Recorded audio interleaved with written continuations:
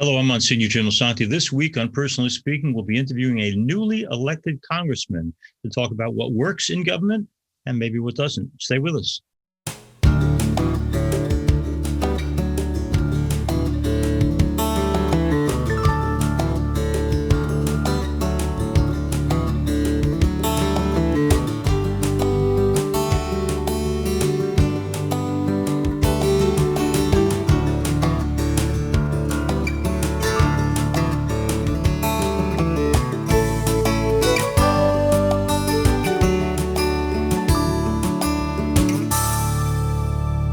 Hello and welcome to Personally Speaking. I'm your host, Msgr Jim Lisante, and Republican Congressman Andrew Garbarino joins me now. Andrew Garbarino represents New York's 2nd Congressional District on Long Island, New York. He was elected to Congress in November of 2020, succeeding longtime Congressman Peter King, who retired. Andrew grew up in Sayville, Long Island, and graduated from the George Washington University with a BA in History and Classical Humanities. He returned to Long Island, where he received his law degree from Hofstra University Law School. Andrew served in the New York Assembly for 4 terms and fought to increase state funding for Long Island school districts, protecting Long Island's environment, opposing tax hikes, and supporting law enforcement. He's here with us today to tell us why he decided to run for Congress, what he's fighting for, and the faith and values that are such an important part of his life. I'm so pleased to welcome to Personally Speaking, Congressman Andrew Garbarino. We're here talking to Congressman Andrew Garbarino. Congressman, thanks for being on our program. And let me begin with an interesting question, at least it is to me. You're a relatively young guy, born in 1984, when Ronald Reagan is entering into his 2nd term. The country, even with some political division, was essentially united by this man's personality. It was really a good time in terms of America. Do you see the way back to having a country that is much less divided, that we could return to something like the good feeling we had back in the year that you were born? I wish, but it's it doesn't seem that way right now down in Washington. I don't blame all the elected officials, because a lot of people want to work together. They want to, achieve something. I think a lot of people realize something is better than nothing. I'm a member of the Problem Solvers Caucus, which is bipartisan Republican and Democrats that want to work together, that try to find common ground. But you have extremes on both sides, and they're true believers, in what they want and what they feel. And the issue to me is, it's not where it's like, okay, we can agree to disagree and go out and try to work on something. It's more the fact that if you don't agree with me, you're my enemy. And right. And right now it doesn't work that way. But the problem is, it's the media, and it's both sides. They sell it. I mean, they see, that's what sells. Crazy. That's what gets ratings. Crazy statements. Being partisan. That's what, to me at least, seems to be getting all the attention on the news shows. Some years ago, he's still a good friend of mine. Ray McGrath had been representing Long Island in Congress, and he would talk about the fact that he could be, as a Republican, on the floor, disagreeing strongly with the Democratic agenda, but he might that weekend play golf with Tip O'Neill, the Speaker of the House, who was a Democrat. Is it comfortable or possible to be friends with folks in the other party, even though you may have philosophical or political differences? Absolutely. I mean, and I had that up in Albany. I spent 8 years in Albany. Some of my best friends up there were members of the other party, liberal members of the other party. And, I've made some good friends, down in Washington. There's one members particularly, other members from Long Island, Tom Swazi and Kathleen Rice have been very great. But a new member who is his politics are probably the complete opposite of mine. He's from Westchester. He took me to Lowy's seat, Mondaire Jones. But he and I still, we probably 95% or 90% of the stuff we don't agree on. But, we're trying to work on some things together, because you can't, you find the common areas where you can, and you try to knock those things out, because we don't agree on something. I respectfully disagree with you. You're not my enemy. And he sees it the same way. So he and I have been, have gotten close. COVID has made it difficult to develop these sorts of friendships right now.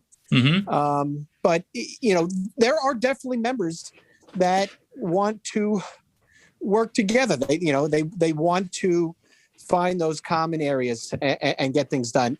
Not everybody, like I said, there's some true believers out there that it's their way or the highway, but most, I think, want to work together. We're talking here with Congressman Andrew Garbarino, who represents Long Island, New York. And for our friends around the country, I want to take a visit back to the world in which you were shaped, Congressman. The folks who raised you, when you look back on your parents and the family of origin that formed and shaped you, what in raising you did your parents do right? It's everything. I mean, I had every opportunity as a kid.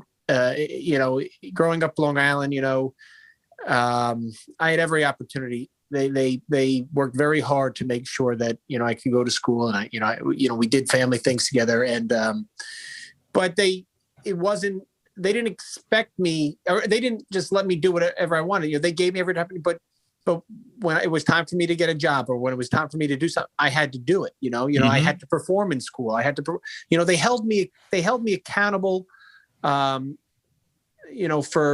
For my actions. They didn't just let me slide by and just give me everything I wanted. They provided for me, but they made sure that I worked for my own things. And that's really why, and it definitely is the reason why,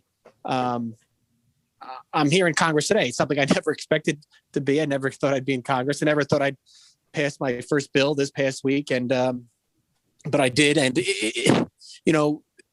having, and we didn't do everything together, family. My parents were busy. They both worked. And so they couldn't come to every one of my baseball games or couldn't do everything with me, but they spent enough time with me and they let me know they cared. And it was all the way through my election. I mean, they've just always been very supportive with me, like I said, giving me as much, support as they could, but also pushing me and making sure that I was my own person. Congressman Garbarino, you said in another place, another interview, that one of the best pieces of advice your mom had ever given you was to, Andrew, always do the right thing. And I'm reminded of that. Back in 1996, I was approached to run for a seat in Congress against Carolyn McCarthy. And I remember going to see Cardinal O'Connor and asking him for his advice. And he said, don't do it, he said, because it's impossible to be in politics and not eventually have to compromise your very conscience. Now, you're right on the cutting edge there. You have to hold on to your principles, but at the same time, you want to maintain your conscience and at the same time be effective. Is it possible to be in politics and to remember who you are, what you believe, and to be true to your principles? This is my 9th year in elected office. And yes, I have not had to go against them yet. The day I do is the day I'll stop. I got to sleep at night. I got to be able to sleep. And that is what my mom said to me, and that sticks with me. It's, and I've taken in 8+ years in in my legislative office, whether it's Congress or the state assembly, I have taken public beatings or when I say public, like on Facebook or, people have gone after me for my votes. But at the end of the day, I felt it was the right thing. Yeah, I could have towed the party line. There were plenty of times where I might have been the only Republican to support a bill, but it was the right thing to do in my eyes. So in 8+ years, I've been able to do it. Once I'm no longer able to, then I'll go home. Yeah. It's interesting. Congressman Garbarino, for those who don't know, was elected to the position that had been held by Congressman King. And I know some parts of the Republican Party didn't like some of his votes, but he kind of marched to the beat of his own unique drummer. And I remember being with Pete King once, into a synagogue and said to the people, on most things we're going to agree. But he said, I'm pro-life and I'm not going to change that. So if that's enough of a reason for you not to vote for me, then save yourself time and you can take off and not go to the meeting. But it was kind of refreshing because the people stayed. They didn't agree with him, but they respected the fact that he said, this is who I am, this is what I believe. And that's what I hear you saying too. You use the word with your parents about how they held you accountable. And you reminded me, Congressman, This week, one of the headlines in the newspaper was Judge blasts no bail release in cop attack. And he says, my hands are tied. Anytime there's one party government, whether it's in New York State or around in the federal government, there's always the risk, of course, that extremes will dominate. Now in New York, we have the elimination of bail in so many cases and people committing crimes and immediately being released to the street. What do you think of that? And what's the better choice? It's really, and this happened when I was in the state legislature, this bail reform, and we said everything that was going to happen. We told them this was what was going to happen, and they said we were fearmongers, and now it is happening, and they don't want to back down. They want to double down on some of this stuff. They now want to, there's talk about doing reform, prison reform to the point where it doesn't matter what you did, as long as if you hit this certain age, you're out of prison. So you could kill 20 people and you're found guilty of murder 20 times, but they're talking about doing a bill of once you hit 60 or possibly 65 or even 55. You get to get out, and what really gets me is we have right now with gun crime, we have such a problem, and New York City really has a problem. But when I'm a supporter of background checks, and that's one of the things that I'm getting beat up for by my own party, but right. It is. But when I talk to people about that bill, by the way, they're like, "How could you vote?" I'm like, I said, "Do you believe people should have to get a background check to pass a background check to buy a gun?" They say, "Well, yes." I said, "Well, that's the only thing that's all that bill said." Oh, I didn't realize that. Yeah, well, But anyway, but back to 90% of gun crimes, I think, is what we saw the number when I was in the state legislature, are done in New York State, are done with illegally obtained guns. It's not. They are guns that were stolen. They are guns that these people that are in gangs or they get them somehow, and these are the guys that are committing these crimes, and they're being released on bail without bail. Yeah. So you're not going to stop criminals from, if they're not being held accountable for those crimes, then they're just going to keep doing them. It's law-abiding citizens don't do the crimes, and so that's the problem with the bail reform. People are committing crimes knowing that they're not going to have to go to jail. They're going to be released right away. And with everything going on, it could be months. And this is even if the new DAs, because some of these district attorneys aren't prosecuting the cases. I was talking to a Port Authority cop who was telling me that, when I go to JFK or LaGuardia, he was saying, he's a detective, and he was saying, it's ridiculous. We arrest these people for committing crimes in the airports, but the district attorneys don't prosecute them. Right. It's Which insane. Makes no sense at all. Let me ask you, other congressmen who we've had on the program say that one of the burdens of office is, especially when you're running every 2 years as you are, the necessity for constantly fundraising.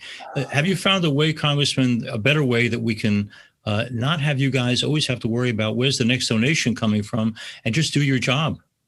It's the worst part of my job is the fundraising. It's the, calling people up and asking them for, their own hard-earned dollars just so.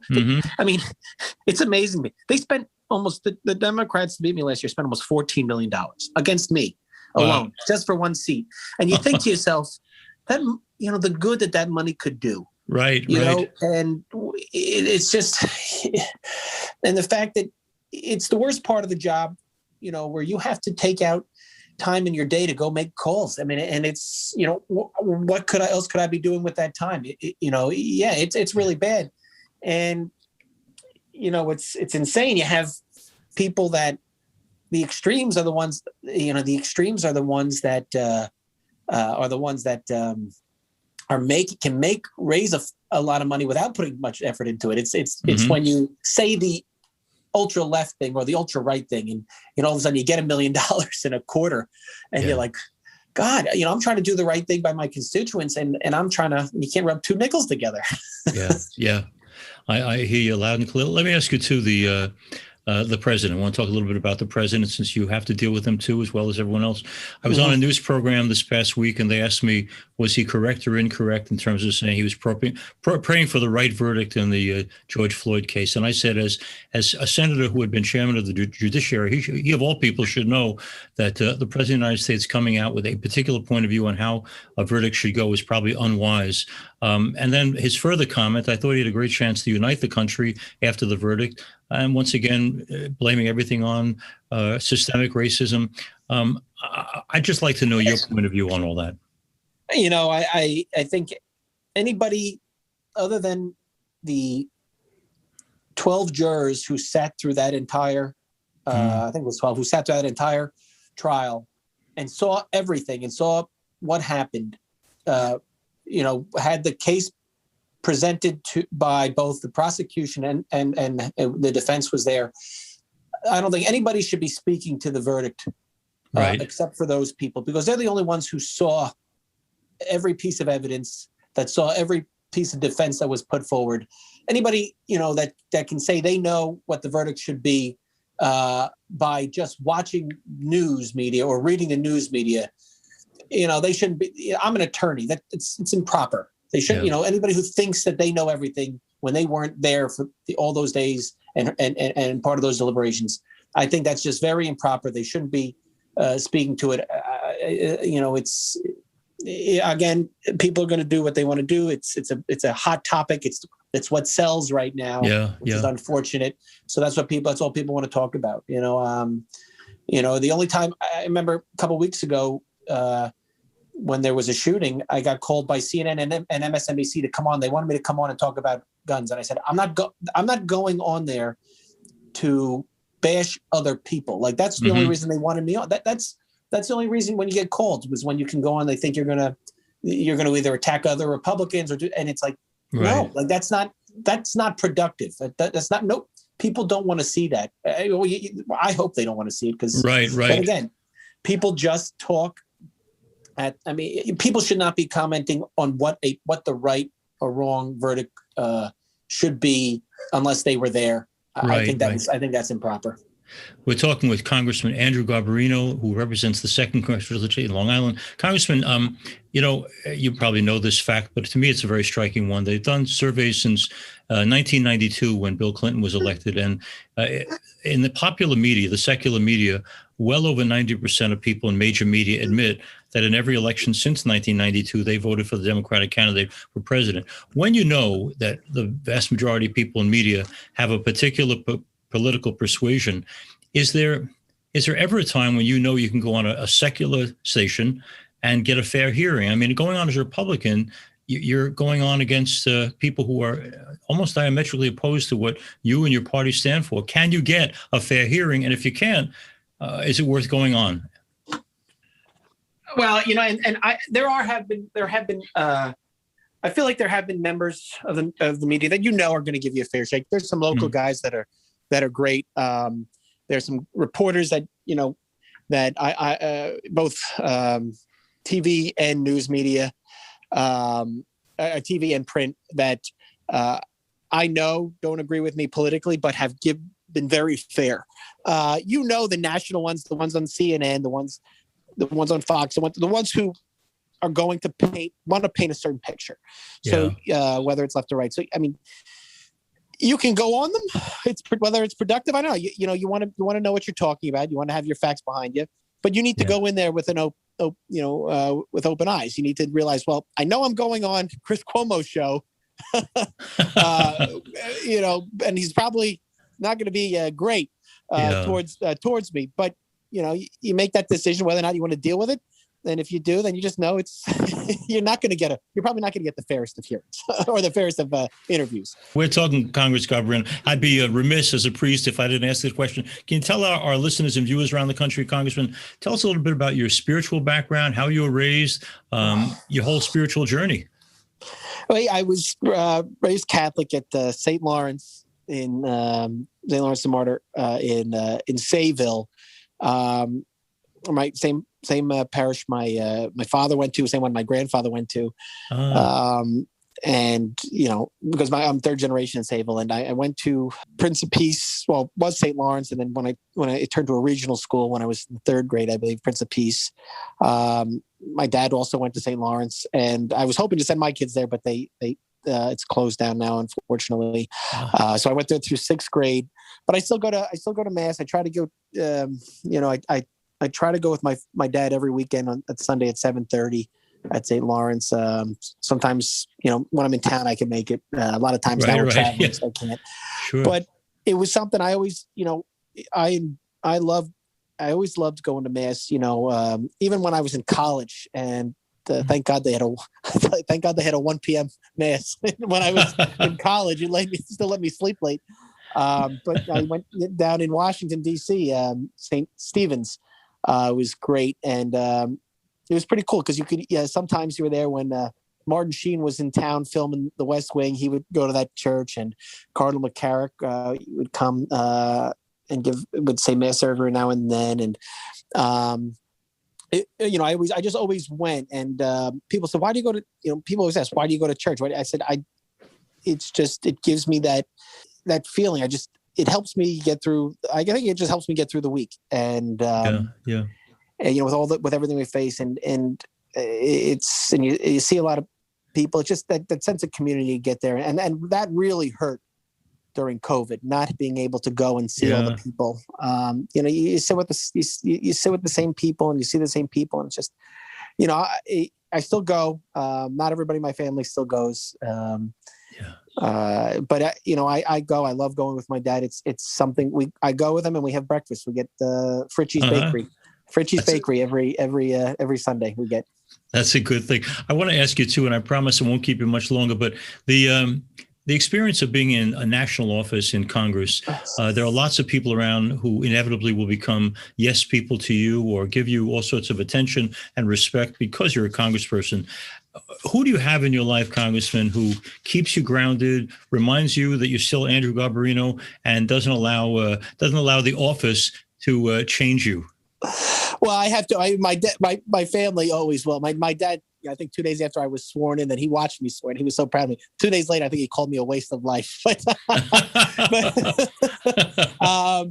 But my friends, I have a group of my best friends from high school, and they all call me Baker. Was my nickname. They all call me Baker. Their kids call me Baker. I'm their gods. They treat me like normal people, and they will tell me when I'm doing the right thing. They'll tell me when I'm doing the wrong thing. They will not. They'll be yes, and they're the ones I feel like. You always have to be on. A lot of the time, and you never know. After you get into office, you're like, well, is this person just being nice to me because I'm in office now? Yeah. I can just. I don't have to be so guarded or reserved or when I'm with my friends, and I'm very lucky that I have. We're all still close. One of them went to one of my best friends, Tim Morris. He and I. We've been friends since preschool. We went to St. Lawrence together, or we went back then, and just stayed friends all the way through. And I'm now godfather to his daughter. But it's my family and my longtime friends. Right. Definitely. They keep your feet on the ground. They keep you normal, which is good. And I promise, last question. When people come to me on Sunday, they sometimes innocently will say to me, after you guys do a Sunday mass, like, do you do anything else the rest of the week? and I hear in the same way, people are not quite sure what people in politics do. What is a typical week for a congressman? Well, I don't know because I'm in COVID Congress right now, which makes things a little different. But we flew down. I flew down to Washington Monday morning this past week. Okay. I showed up. We were doing some Homeland Security bills, so I'm on the Homeland Security Committee, and the rankers wanted me to manage the floor, so I got to manage the floor of Congress or for the Republican side on Monday, where I then this week was a pretty cool week, and this is not an early week, but Monday I got to manage the floor as a member of Congress. Tuesday I passed my first bill, and nice. Which was great. And then Wednesday night I had a I was invited as a new member to the British ambassador's house for, we have meetings and everything all day, but there's some interesting stuff we do get to do, and I'm so lucky to be having this job. And, I went to the British ambassador's house where, we were able to talk about a bunch of things, and they talked about Pete King and his support for Ireland, which was hysterical. And you see, I got to have some food with the British ambassador, and then yesterday we had votes in the morning, and I flew home, got home late, and had a whole bunch of different meetings today. But so it's every week is a different week. So I don't think there's a typical week for a member of Congress. But it's someone like me who, I get up and we have a lot of votes, and I walk. But I leave my building in Longworth, and I look to my left as I walk to go vote in the Capitol, and I stare at the Capitol building, and I say, how lucky am I? Out of all the negative things that were said about me in the campaign, all the hard, I'm a member of Congress. I can really make a change, and it's an amazing feeling. And I think I like the fact that no week is a typical week. It's a lot of traveling and thank God I don't know how I would do this. I don't know how married people with kids do this job, because I'm away from home all the time. But it's just, I'm very lucky to be in this situation where I am, and I'm not going to let it go to waste. And I'm going to, do what I can for the people here in Long Island. There's Father Daniel Coughlin was the first Catholic chaplain of the House, and we had him on years ago, and he said that anyone who can make a family work while they're in Congress is a miracle worker, because you're constantly being called on by local constituents and your demands in Washington, that in some ways being single might be a great blessing at this point to serve the people better. It's a hard call. But Congressman, I want to thank you, first of all, for coming on our program. And for those of you who are listening around the country, around the world, Congressman Andrew Garbarino is a relatively new congressman. He had been in the state assembly, so he's been involved in political life. But one thing I would hope that people would hear just by listening to this interview is that Andrew has stayed normal, down to earth. He doesn't forget where he comes from. He stays in touch with people who are real and true friends. He wants to make a difference for the good, and he is normal, wonderfully, wonderfully normal. And that's what we need in Congress, people who are like us and represent us, real people in real ways. And thank you for what you're doing down there. Continue to do good stuff. We hope to have you on many times in the future. And our thanks to Congressman Garbarino for his witness today. And Congressman, much good luck to you. Thank you so much. I can't wait to be back. I really enjoyed this. As we end today's program, I want to thank you all for being with us. If you have any questions or comments, you can send them to me at personallyspeakingpodcast@gmail.com. To listen to past episodes of Personally Speaking with Msgr Jim Lisante, go to YouTube and search under Personally Speaking with Msgr Jim Lisante. Don't forget, please, to click the like and subscribe buttons. Personally Speaking is also available as a podcast on personallyspeakingpodcast.buzzsprout.com. You can also get past episodes by going to www.closeencountertv.com and clicking on the radio button at the top of the page. I'm privileged to serve as host and executive producer, Personally Speaking. Our producer is Lisa Jandovitz. Thanks so much for joining us. We'll be with you again next time on Personally Speaking.